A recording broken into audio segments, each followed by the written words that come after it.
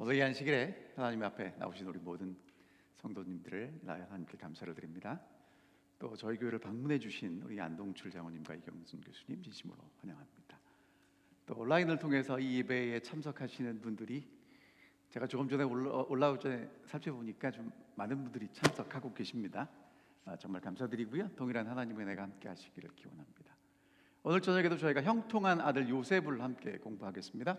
오늘 저희가 공부하게 될 내용은 창세기 45장이고요 45장을 한마디로 요약하면 나를 먼저 보내셨나이다 라는 요셉의 간증입니다. 내용을 간단하게 요약하면 이렇습니다. 1절부터 5절은 요셉이 이제 형제들에게 드디어 자기 자신을 알렸습니다. 그리고 요셉은 알리기만 하는 것이 아니라 어떻게 형제들을, 가족들을 구원할지에 대한 계획이 있었습니다. 그리고 요셉의 형제들이 왔다는 소식을 들은 바로와 그 신하들이 기뻐합니다. 그 다음에 이제 요셉이 형제들을 보내면서 한마디 부탁하는데 뭐라고 부탁했냐면 가는 길에 다투지 말라고 얘기를 해요. 그리고 이제 마지막으로 이제 야곱이 요셉의 이야기를 듣고 이제 기뻐하는 것으로 이제 끝납니다. 자, 그럼 하나씩 살펴보겠습니다. 요셉이 형제들에게 자기를 알리는데요, 여러분 사실은 창세기 42장에서 형들이 곡식 사러 왔잖아요. 그러면 42장 40 보세요. 창세기 42장에서 곡식을 사러 온 야곱의 형들이 42장, 43장, 44장, 여러분 왜 요셉은 자기를 알리지 않죠? 이유가 뭘까요? 자, 요셉이 철저하게 자기의 감정을 통제하고 애굽의 총리로서 형들을 대했던 이유가 있어요. 이유가 뭐냐면 형제들에게 양식을 공급하고 자기를 팔아버린 형제들을 용서하는 것보다 더 중요한 게 있어요. 그게 뭐냐면 가족이 화합하고 회복하는 것입니다.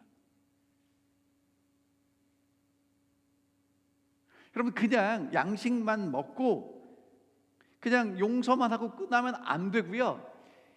이 야곱의 가족들이 어머니가 다르고 형제들이 서로 시기하고 질투하고 팔아버리고 죽이려고 하고 하는 그런 가족이 하나로 회복되기를 원하는 마음에서 요셉은 지금 자기의 모든 것들을 철저하게 억누르면서 지금 형들을 회복시키기 위한 과정을 밟고 있는 거예요.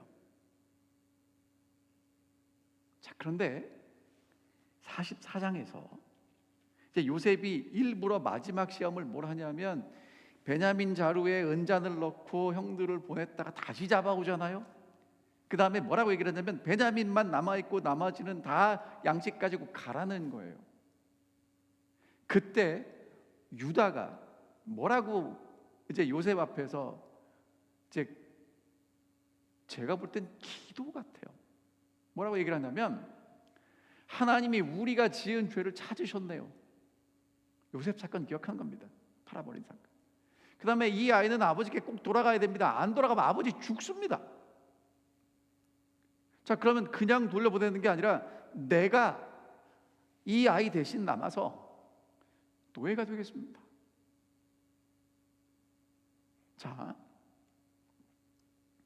지금 유다가요 자기 생명을 걸고 자기도 자녀가 있고 가정이 있고 다 있는데 다 포기하고 이 아이를 살리겠다고 고백합니다. 말로 고백하는 게 아니라 진짜예요.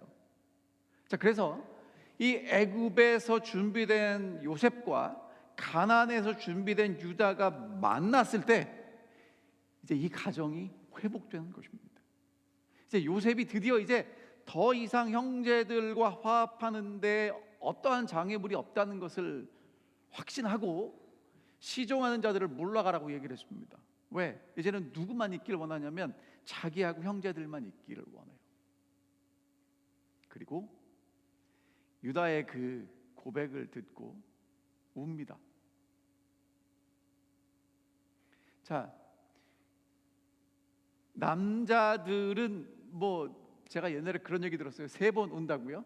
태어날 때 울고 뭐 언제 울고 보통 그 얘기가 많이 운다는 얘기입니까? 많이 울지 않는다는 얘기입니까? 잘 안 울어요. 특별히 애굽에서 남자가 우는 건 되게 수치스러운 일이었대요. 근데 요셉이 지금 방성대곡을 하는 거예요. 얼마나 크게 울었으면 바로의 궁에까지 그 이야기가 들렸답니다. 여러분, 성경에 요셉이 울었다는 얘기가 언제 나오냐면 팔려가서 총리가 될 때까지 13년, 그 다음에 풍년 7년, 20년이죠. 그리고 흉년 2년, 22년 동안 요셉은 한 번도 소리내 우는 적이 없어요. 성경에 기록되지 않습니다. 근데 이제 우는 거예요. 자, 뭐라고 얘기를 하냐면 형들에게 한마디 합니다. 나는 요셉입니다. 여러분, 형들이 얼마나 황당했을까요? 아니, 여러분, 자기들이 팔아버렸던 그 동생이 애굽의 총리가 돼서 지금 자기들 앞에 서 있을 거라고 누가 생각을 하겠습니까? 아무도 생각을 못 하는 거예요. 그리고 이제 뭐라고 질문하냐면 요셉도 할 말이 없으니까 아버지 살아계십니까? 계속 물었거든요. 그걸 다시 질문하는 거예요. 자, 이 형들은요, 우리가 팔아버린 요셉이 자기 눈앞에 노예도 아니고 애굽의 총리로 서 있다는 상상할 수 없는 그 사실에 충격을 받아서 말을 못해요. 자, 근데 지금 형들이 이제 일련의 사건을 통해서 우리가 요셉을 팔았던 것이 잘못됐다는 것을 지금 회개하기 시작했잖아요. 여러분, 죄인들의 특징이 뭐냐면, 범죄자들의 특징이 뭐냐면, 그렇게 범죄가 드러날 때 극도의 불안감을 느낀답니다. 얼마나 불안했겠어요. 그때 요셉이 형들에게 이렇게 얘기합니다. 내게로 가까이 오라고. 요셉이 가면 되지 왜 오라고 했을까요? 근데 여러분, 이제까지 이야기를 쭉 요셉의 얘기를 살펴보면 요셉이 늘 형들에게 가요. 근데 형들은 멀어집니다. 근데 이제는요, 요셉이 형들을 이미 용서했기 때문에 오라고 초청하잖아요. 그럼 이제 누가 가야 되냐면 형들이 가까이 갈 때가 된 겁니다. 요셉이 정말 두려웠으면 갈 수 있었을까요? 두렵지 않는 것입니다. 왜? 지금 요셉이 보여주는 태도는 벌하려는 태도가 아니라는 것을 본능적으로 아는 거예요. 하지만 너무 두려운 겁니다.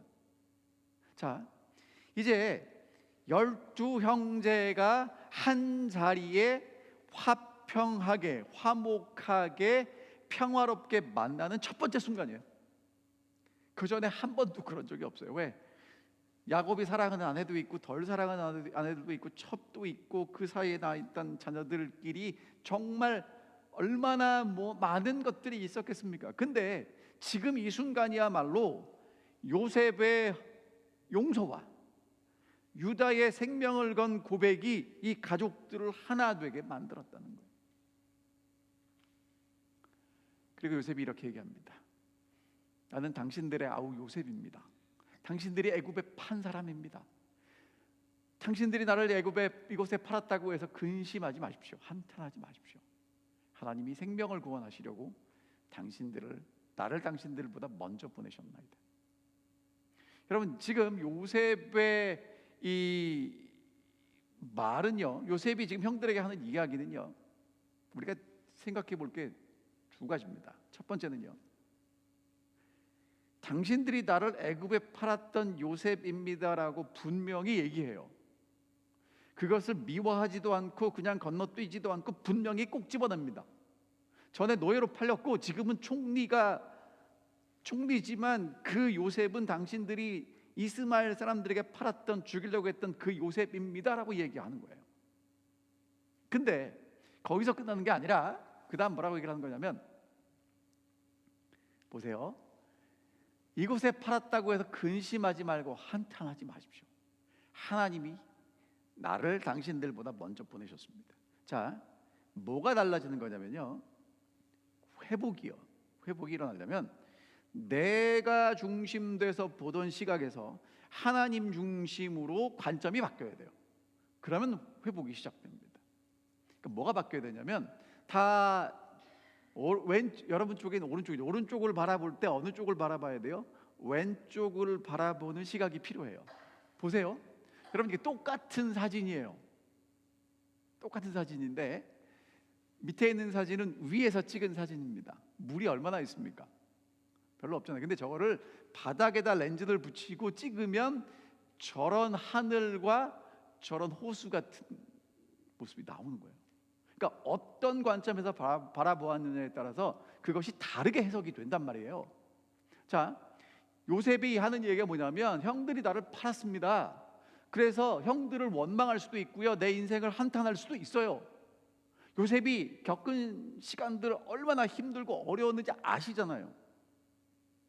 그런데 이제 요셉이 총리가 되고 형들을 보면서 뭘 깨닫냐면 하나님의 관점이 보이기 시작한 겁니다. 아, 하나님이 우리 가족들의 생명을 구원하시려고 나를 여기 먼저 보내셨구나. 요셉이요, 지금 하나님의 계획 속에서 내가 하는 역할을 충실히 하면 되는구나를 깨닫는 거예요. 여러분, 우리는 자꾸 뭐가 되려고 그러냐면 주인공이 되려고 그래요. 제가 여쭤볼게요. 여러분, 드라마나 영화 보실 때 다 내가 주인공이라고 생각하고 주인공의 시점에서 보시지, 뭐 조연이나 엑스트라 입장에서 보시지 않잖아요. 다 내가 주인공이라고 생각한단 말이에요. 어떤 사람이 키가 큰 사람입니까? 나보다 크면 커요. 어떤 사람이 키가 작습니까? 나보다 작으면 작은 거예요. 그러니까 키가 크다 작다는 대단히 주관적인 평가이지 객관적이지 못하다는 거예요. 자, 근데 요셉이 지금 깨달은 게 뭐냐면 하나님의 구원의 계획이 있고 그 계획 속에 나는 먼저 가서 준비하는 거구나, 그것을 깨닫는 것입니다. 그러니까 인생이 달라지는 거예요. 5절에 이렇게 말씀하십니다. 하나님이 생명을 구원하시려고 나를 당신들보다 먼저 보내셨나이다. 나를 이리로 보낸 이는 당신들이 아닙니다. 하나님입니다. 여러분, 그게 우리의 인생을 바꾸는 결정적인 요소라는 거예요. 나를 이곳까지 이끄신 분이 하나님이시구나, 하나님이 은혜와 사랑으로 나를 이끄셨구나, 그렇게 고백할 때만, 하나님의 은혜와 사랑과 인도하심이 보일 때만 뭘 할 수 있냐면 용서가 가능해져요. 우리는요, 자꾸 어떻게 하려고 그러냐면 성경에 하나님이 용서라고 그랬으니까 용서해야지, 막 안 되는 걸 애쓰는데, 여러분, 안 됩니다. 안 되는 건 안 되는 거예요. 근데 뭐가 바뀌면 돼요? 관점이 바뀌면 돼요. 하나님 중심으로 바라보면 다른 세상이 열리는 거예요. 그러니까 여러분, 무엇을 위해서 기도하셔야 되냐면 하나님의 은혜와 하나님의 사랑과 하나님의 인도하심이 여기까지 나를 이끄셨군요, 하나님의 계획이 있네요, 그게 보이면 그 원수 같은 사람도, 정말 꼴도 보기 싫은 그 사람도 하나님이 사용하고 계시다는 게 보여지는 겁니다. 그러면 애쓰지 않아도 용서가 돼요.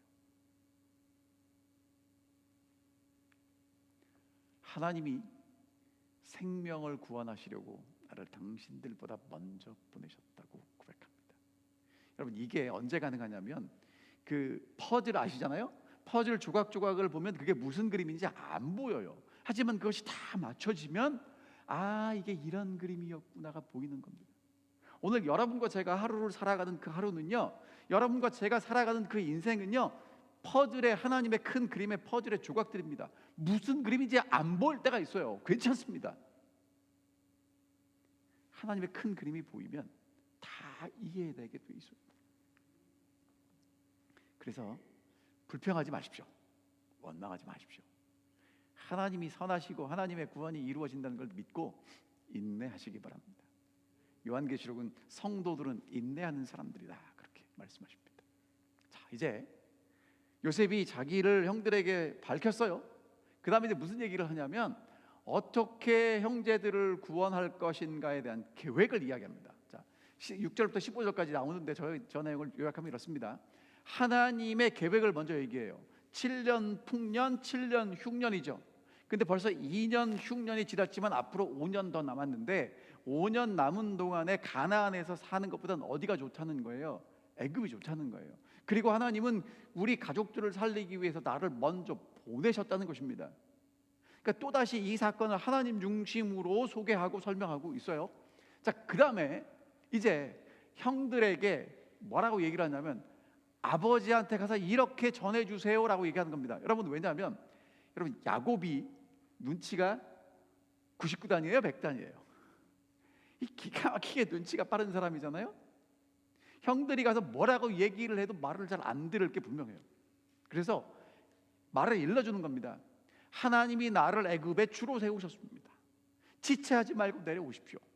아버지와 가족들이 다 내려오십시오. 자, 그 다음에 내려오시면 내가 아버지를 위해서 어디 사실지 땅을 준비했고 무슨 일을 해야 될지 준비했고 아버지를 잘 복양할 건데, 마지막에 뭐라고 한마디를 덧붙이냐면 부족함이 없도록 하겠습니다. 아버지, 제가 정말 잘할 테니까 꼭 내려오셔야 됩니다라고 전달하라는 거예요. 근데 여러분, 이게 제가 일부러 지도를 갖고 왔거든요. 여기 보시면 지도 좀 띄워주세요.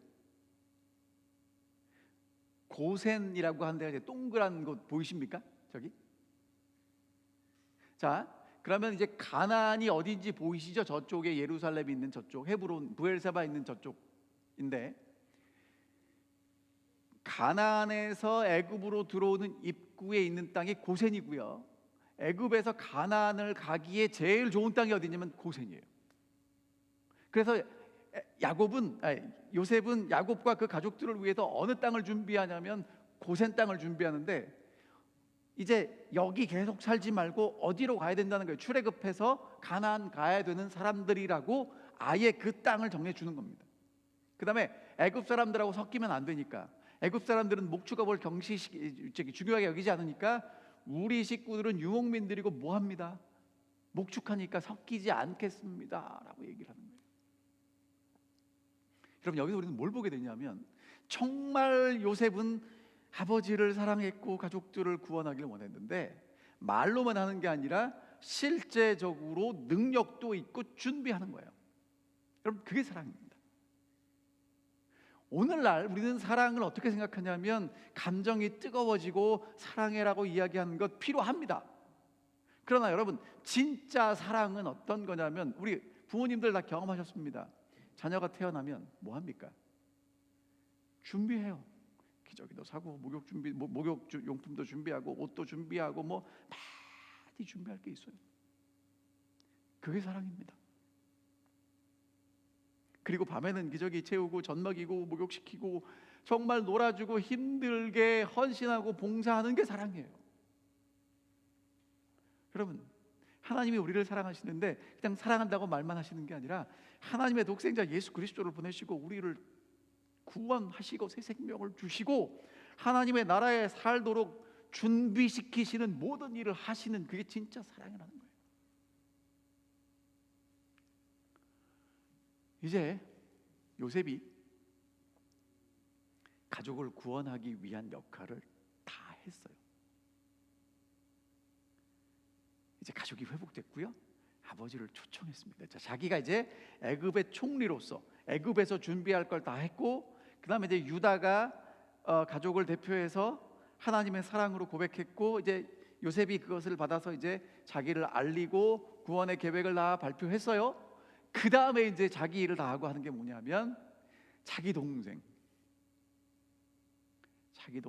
베냐민 끌어안고 우는 겁니다. 여러분, 얼마나 보고 싶었을까요? 그렇죠? 여러분, 그림을 찾다 보니까 뭐 별 이렇게 특별한 그림이 없어요. 그래갖고 이렇게 그림을 찾아봤는데 정말 요셉이 동생 끌어안고 우는 모습, 진짜 여러분, 하나님의 은혜 가운데 하나 되었을 때 저런 게 가능하겠죠. 형들보다 입을 맞추고 웁니다.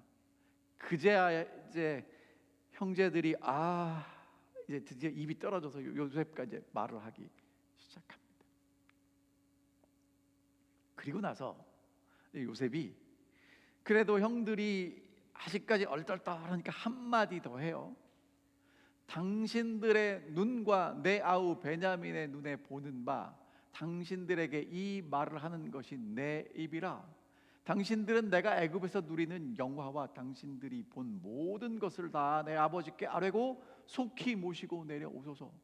여러분, 지금 요셉이 형들에게 뭐라고 얘기했냐면, 나 이렇게 잘 사니까 아버지 모셔오세요, 그렇게 자랑하는 게 아니고요, 믿겨지지가 않잖아요. 당신들이 보는 것, 베냐민이 보는 것, 나 요셉 맞고요, 내가 애굽의 총리예요. 넉넉합니다. 그러니까 아버지 모시고 와도 되니까 걱정하지 말고 이 풍요로운 땅에서 내가 잘 봉양할 것이니까 아버지 모시고 오세요 라고 다시 재차 강조하는 겁니다. 자, 그랬더니 여러분, 요셉이 형들이 왔다는 소식이 바로의 궁에 들려요. 자, 여러분, 그 소식을 들은 바로와 신하들은 기뻐했다고 얘기합니다. 우리는 그냥 읽고 넘어가는데, 여러분, 이게 그냥 읽고 넘어갈 얘기가 아니에요. 잘 생각해 봐야 됩니다. 왜냐하면 여러분, 요셉이 총리가 된 건 있던 자리 들어간 거예요, 없던 자리 만들어 갖고 들어간 거예요. 애굽은 바로가 전부예요. 바로가 신이에요. 근데 바로 밑에 지금 어떤 이제 그 자리가 생겼냐면 총리라는 자리가 생기고, 바로가 모든 권력을 지금 누구에게 줬냐면 요셉에게 줬습니다. 여러분, 정치 드라마 보면 정치하는 사람들 사이에서 권력과 알력과 시기와 질투와 그 얼마나 이 많은 것들이 오고 가는지 아시죠? 그럼 여러분, 요셉의 가족들이 왔다는 얘기가 기쁜 얘기겠어요? 또 복잡해지는 얘기겠어요? 자, 이 권력의 관계 먹이사슬에서는요, 서로 세력을 확장하기 위해서 경쟁하고요, 대부분 약자에게는 강하고 강자에게는 약하죠. 그럼 요셉이 지금 그 한복판에 있었단 말이에요. 근데 요셉의 형제들이 왔다는 얘기를 들으니까 바로도 그렇고 신하들도 그렇고 기뻐해요. 무슨 얘기입니까 이게? 자, 이유가 뭐냐면 더불어 함께 즐거워하는 관계를 요셉이 형성했다는 거예요. 더불어 함께 즐거워하는 관계. 무슨 얘기냐면요, 요셉과 함께 있으면, 요셉이 함께 있기 때문에 내가 목을 받고 걱정할 게 없는 거예요. 여러분, 이게 요셉이 얼마나 하나님 앞에서 충성스럽게 살았는지를 우리에게 보여주는 대단히 중요한 거예요. 왜냐하면 여러분, 사람은요, 누구나 이 조그만한 권력이라도 권력을 잡으면 뭐 하고 싶어지냐면 그 권력을 가지고 휘두르고 싶어져요. 별거 아니라도. 그럼 요셉이 그럼 지금 어마어마한 권력을 지금 손에 갖고 있잖아요. 그럼 그 권력을 가지고 자기의 세력을 형성하고 있었다면 가족들이 온다는 얘기를 들었을 때 기뻐했을까요? 아니겠죠. 자, 이 바로가 요셉에게 명령을 내려요. 뭐라고 내리냐면, 형들에게 이렇게 명령해라. 양식을 싣고 가나안 땅에 가서 아버지와 가족들을 데리고 내려오면 내가 애굽에 좋은 땅을 줄 거니까 기름진 것으로 먹일 거다. 형들에게 이렇게 명령을 하라는 거예요. 그리고 이제 바로가 요셉에게 하는 명령입니다. 애굽 땅에서 수레를 가져다가. 여러분, 유목민들이 수레가 있습니까? 없습니까? 없어요. 근데 애굽에는 수레가 있어요. 그럼 여러분, 요즘 말로 말하면 뭘까요? 이 자가용 비행기쯤 되는 거예요. 어마어마한 일이 벌어지는 겁니다. 애굽에 좋은 수레를 가져다가 아버지 모셔라는 거예요. 자녀들과 아내들을 다 태우고, 그 다음에 뭐라고 했냐면 기구를 아끼지 말라는 거예요. 애굽에 좋은 거 다 줄 테니까 내려오라고 명령하는 것입니다.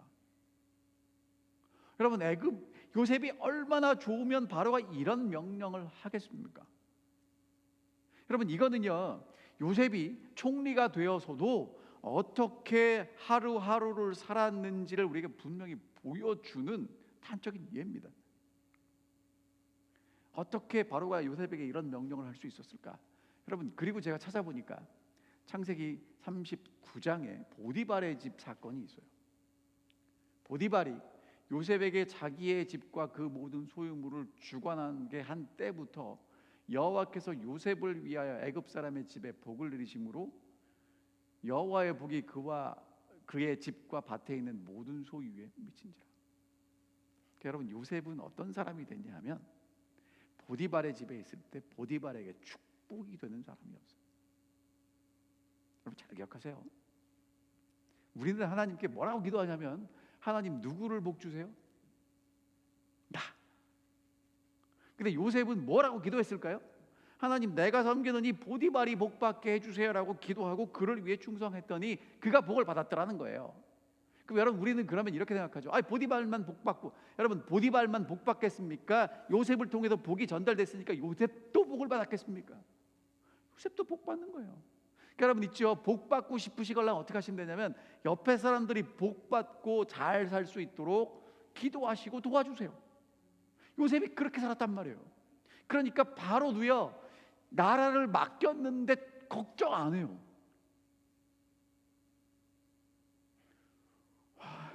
어떻게 이런 사람이 있는지 모르겠어요. 내 걸 다 맡겼는데 잘 관리할까 걱정도 하지 않고 탁 맡기는 그런 사람이 요셉이었던 것입니다. 부조화 선지자 이렇게 말씀하십니다. 요셉이 돌보는 모든 일에 현저한 번영이 따른 것은 직접적인 기적의 결과가 아니다. 그의 근면과 보살핌과 정력에 하나님의 축복이 함께하셨다. 요셉은 그의 성공을 하나님의 은혜에 돌렸고 우상 숭배하는 그의 주인까지도 그것이 비할 데 없는 번영의 비결이라고 인정합니다. 그러니까 요셉이 하나님의 축복을 받고 요셉이 섬기는 그 주인이 복을 받은 것은 요셉이 정말 성실하게 일했기 때문이고요. 요셉은 그것을 하나님의 은혜라고 이야기를 했고 주인이 봐도 이거는 요셉이 잘했지만 하나님이 은혜 주신 것, 축복해 주신 거라고 인정할 수밖에 없는 그 어마어마한 복을 받았다는 거예요. 오늘 여러분과 제가 그런 축복이 될 수 있습니다. 자, 이제 요셉이 형들을 보내면서 이제 하는 이야기입니다. 근데 여러분, 여기서 이제 넘어가기 전에 이 말씀 좀 한번 짚고 넘어갈게요. 21절에 보니까 이스라엘의 아들들이 이렇게 나와요. 야곱의 아들들이 아니고 여기서는 이스라엘의 아들들입니다. 자, 그러면 이스라엘의 아들들이 누구냐면 야곱의 아들들인데, 여러분이 잘 아는 대로 동생 팔아먹고 옷 피해 적셔다가 아버지한테 요셉이 죽었습니다라고 거짓말했던 아들들이에요. 근데 여러분, 하나님이 역사하시니까 이 사람들이 12지파가 돼요. 여러분, 여러분과 제가 하나님 손에 붙잡혀 있으면 하나님의 교회의 초석으로 우리를 만드실 거라고 제가 확신합니다. 우리가 뭐가 되는 게 아니고 하나님이 우리를 만드실 거예요. 왜? 야곱의 12아들들은 사실은 아주 못된 놈들이거든요. 그런데 하나님이 그 사람들을 그렇게 만드시잖아요. 오늘 우리도 그렇게 만드실 거라고 제가 확신합니다. 자, 여러분, 요셉이요, 보세요. 바로의 명령대로 합니다. 바로가 명령한 대로 해요. 자기 멋대로 하잖아요. 바로의 명령대로 수레를 주고 길 양식을 주고 옷을 한 벌씩 줬는데 베냐민에게는 얼마나 줬어요? 은 300과 옷 5벌을 줍니다. 그리고 아버지에게 이 선물과 함께 곡식과 떡과 양식을 잔뜩 보내요. 여러분, 요셉이 진짜 멋있어요, 사람이. 왜냐하면 대충 주고 아버지 내려오시면 잘해도 되잖아요. 안 그래요? 어차피 잘할 건데.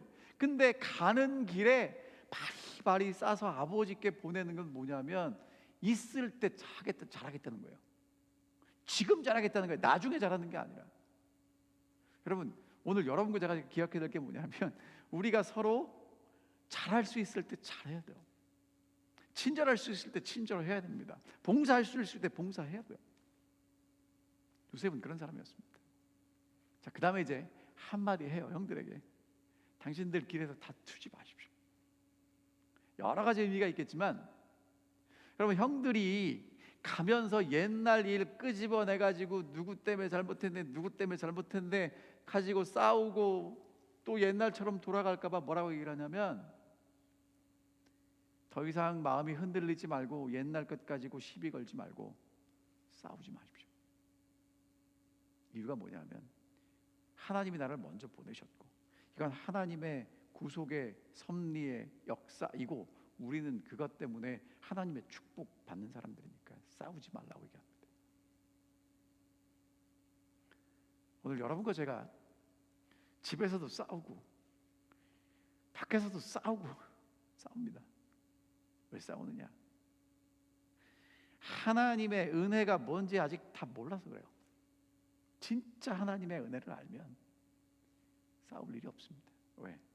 은혜가 더 크니까. 이제 형들이 아버지에게 갑니다. 여러분 이건 좀 제가 좀 읽어볼게요. 그들이 애굽에서 올라와 가나안 땅으로 들어가서 아버지 야곱에게 알리어 이르되 요셉이 지금까지 살아있어 애굽 땅 총리가 되었나이다. 야곱이 그들의 말을 믿지 못하여 어리둥절하더니 그들이 또 요셉이 자기들에게 부탁한 모든 말로 그에게 말하매 그들의 아버지 야곱은 요셉이 자기를 태우려고 보낸 수레를 보고서야 기운이 소생한지라. 이스라엘이 이르되 조카도다. 내 아들 요셉이 지금까지 살아있으니 내가 죽기 전에 가서 그를 보리라. 그렇게 이야기합니다. 자, 여기 보면 여러분 이게 성경이 정말 자세하게 구체적으로 써 있는데요, 아들들이 먼저 무슨 얘기를 했냐면 아버지한테 가서 그래요. 아버지 요셉 안 죽었어요. 애굽의 총리예요. 여러분 이제까지 아들들이 아버지한테 뭐라고 그랬어요? 아버지 요셉 죽었어요 라고 얘기를 했잖아요. 근데 이제 뭐라고 그래요? 그걸 뒤집어 가지고 요셉 안 죽었어요. 애굽의 총리예요. 그랬더니 야곱이 못 믿는 겁니다.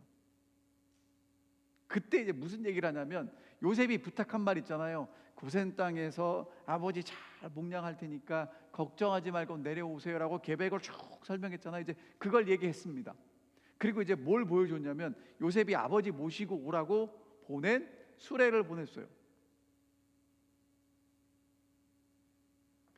여러분 요즘 말로 말하면 벤치 보냈습니다. 이렇게 여러분 모시고 가려고지 교회 앞에 벤치 서 있는데 그 차가 여러분 모시러 온 벤치라고 생각하면 어떻게 하시겠습니까? 진짜구나 믿으시겠죠. 자, 그걸 보고 이제 요셉이 기운이 소생했습니다. 그리고 이제 한마디 해요. 조카도다. 충분하다.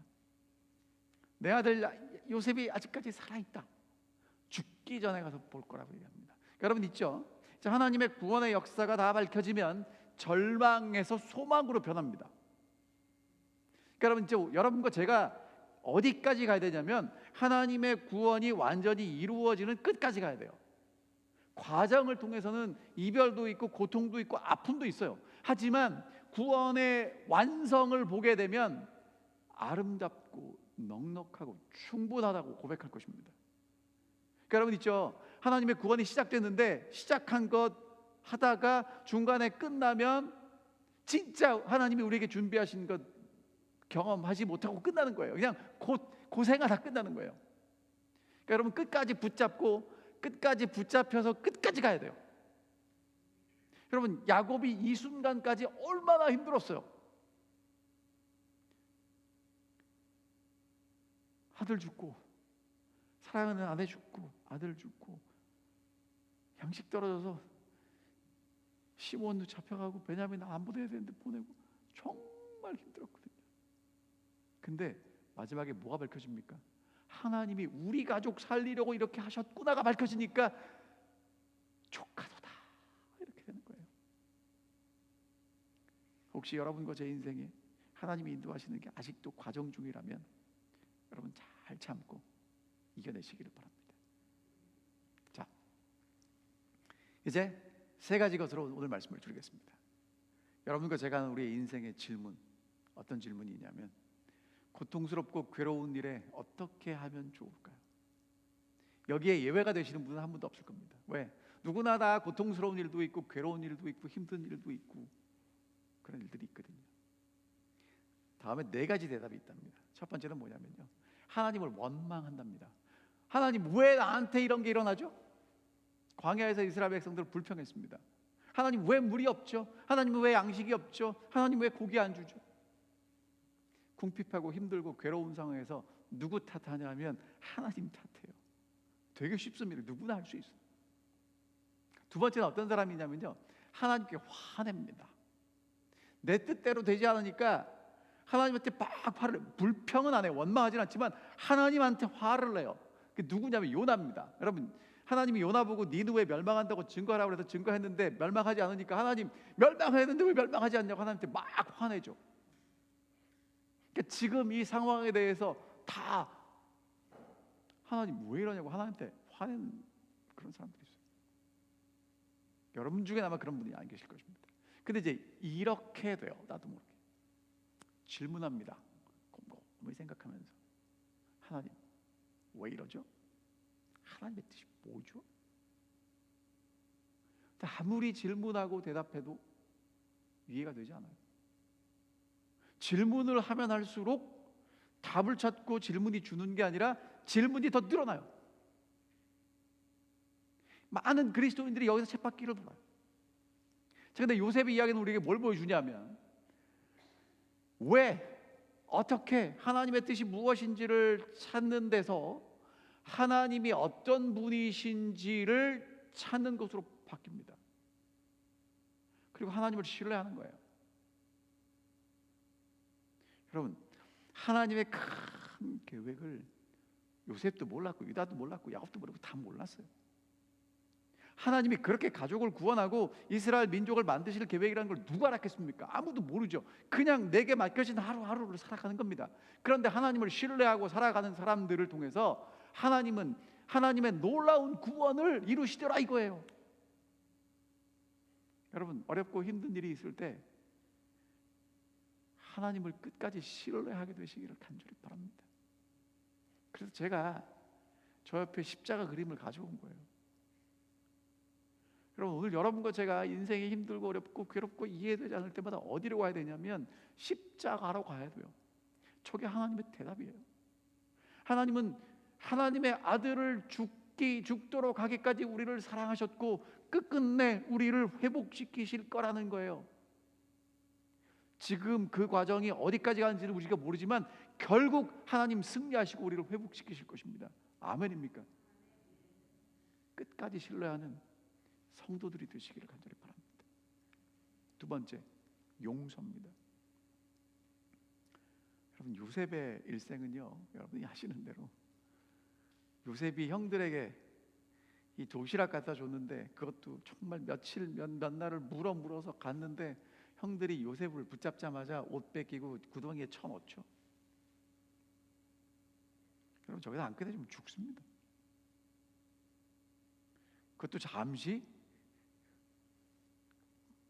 대충 돈도 충분히 받는 것도 아니고 그냥 20냥에 팔아버려요.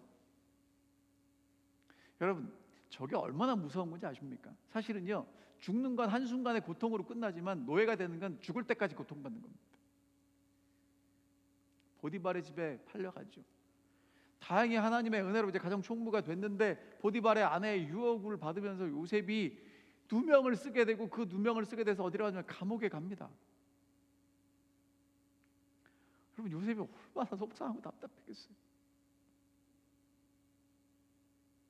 여러분, 요셉이 형들이 용서가 되겠습니까?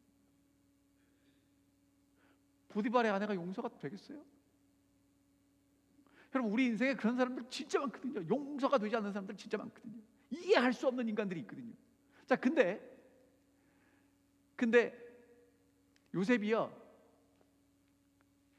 바로의 꿈을 해석하기 위해서 바로 앞에 서게 되고 하나님의 섭리로 애굽의 총리가 됩니다. 지금 와서 보면 하나님이 요셉을 애굽의 총리를 만들기 위한 과정이었다는 거예요. 여러분, 우리 인생이 하나님이 구와 하나님의 뜻을 이루기 위해서 나를 그리로 보내셨고 그 사람을 만나게 하셨고 그런 과정을 겪게 하셨다는 것이 깨달아질 때에만 이해되는 거예요. 그러니까 하나님의 계획이 이해되지 않으면 이해될 수 없습니다. 그러니까 오늘 여러분과 제가 정말 하나님을 신뢰하고 하나님의 뜻이 어떻게 우리가 보게 이루어지는지 그때까지 기다리셔야 돼요. 자, 그 다음에 용서는요, 제가 아까도 말씀드렸지만 하나님의 은혜와 사랑이 보일 때만 용서가 됩니다. 원수 같은 사람을 용서할 수 있게 되고요, 그 일이 내 안에 품어져요. 여러분, 정말 지금은 이해할 수 없지만 여러분 아마 인생을 돌이켜 보시면 그때 하나님이 내 기도를 들어주셨으면 큰일 날 뻔했다는 기도 있으십니까? 다 있죠. 하나님이 그렇게 우리를 인도하고 계시고요, 그렇게 하나님을 만난 사람만은 용서할 수 있습니다. 그러니까 하나님을 올바르게 바라보는 것이 용서의 시작입니다. 아직 안 보이신다면 기도하셔야 돼요. 하나님, 제가 잘 안 보입니다. 하나님의 뜻도 안 보이고 하나님의 사랑도 안 보이고 하나님의 계획도 안 보이고. 여러분, 기도하면 보게 해주시겠다고 약속해 주셨습니다. 지혜가 부족하거든 기도해라, 지혜를 주시겠다고 약속하셔요. 마지막입니다. 다시 한번 호소합니다. 여러분, 하나님이 아브라함을 부르신 목적이 뭐죠? 이겁니다.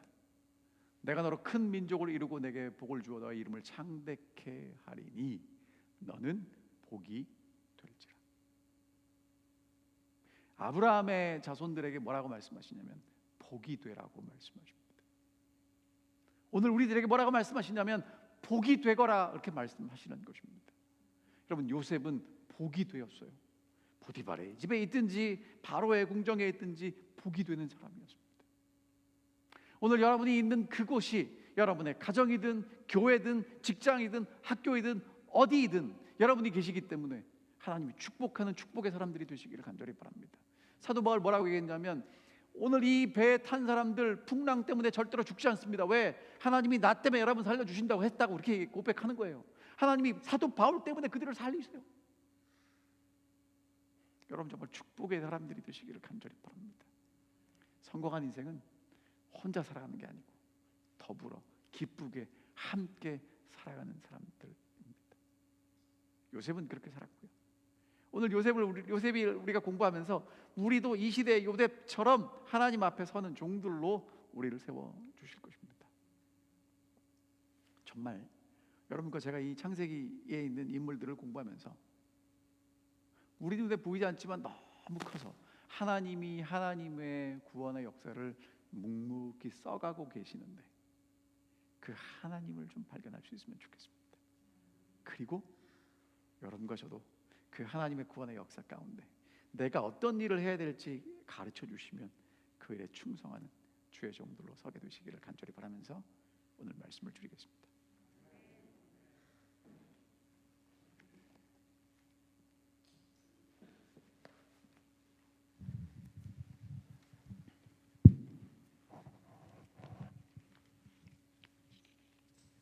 말씀을 주신 목사님 감사드립니다. 성도 여러분, 은혜 많이 받으셨습니까? 마치는 찬미는 169장 내 진정 사모하는, 이어서 목사님 끝기도로 예배를 마치겠습니다.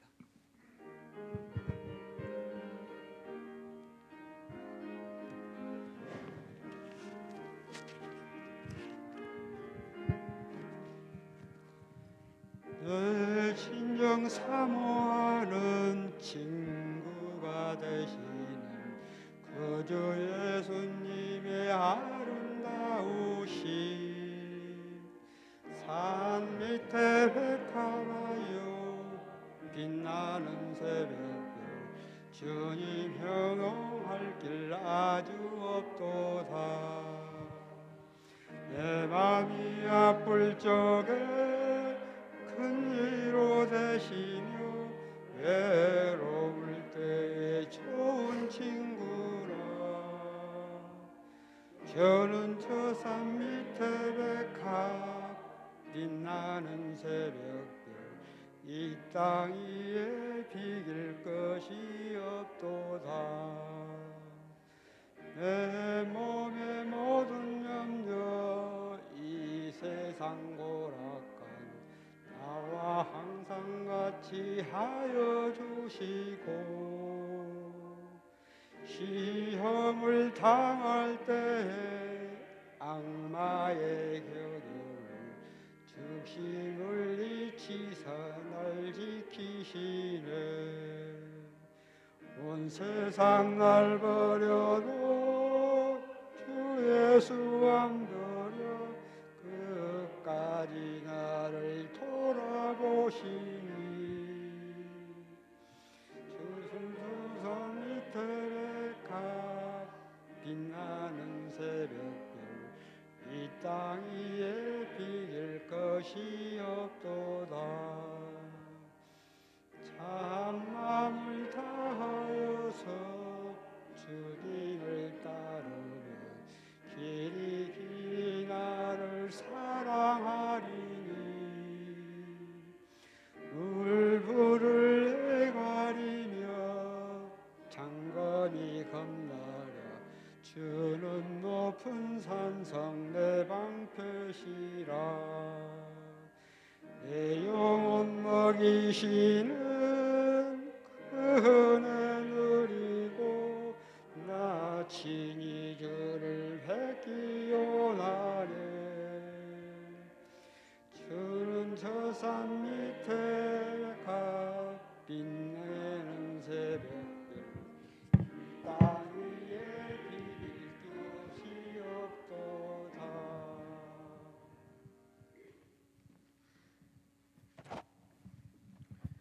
하늘에 계신 아버지, 저희가 다 이해할 수 없지만 하나님의 크신 구원의 역사를 묵묵히 이루어 가심을 감사합니다. 요셉을 통하여 유다를 통하여 가족들을 화목시키셨고 이제 가족들의 생명을 구원하시는 하나님의 놀라운 역사를 저희가 보게 됩니다. 요셉이 정말 힘들고 어려운 인생을 다 겪고 난 후에 고백한 것은 하나님이 나를 먼저 여기 보내셨다는 것입니다. 저희가 하나님의 은혜와 섭리와 인도하심을 발견할 수 있도록 성령 하나님 우리들에게 역사하셔서 하나님을 바라보게 하여 주시옵시고 우리의 인생의 문제와 그리고 우리가 아직 사랑할 수 없었던 사람들을 이해할 수 있는 하나님의 마음을 가지고 살아갈 수 있도록 인도하여 주시옵소서. 저희를 끝까지 붙잡고 구원하시고 회복시키실 것을 믿고 감사드리고 사랑 많으신 예수 그리스도 이름으로 간절히 기도하옵나이다. 아멘.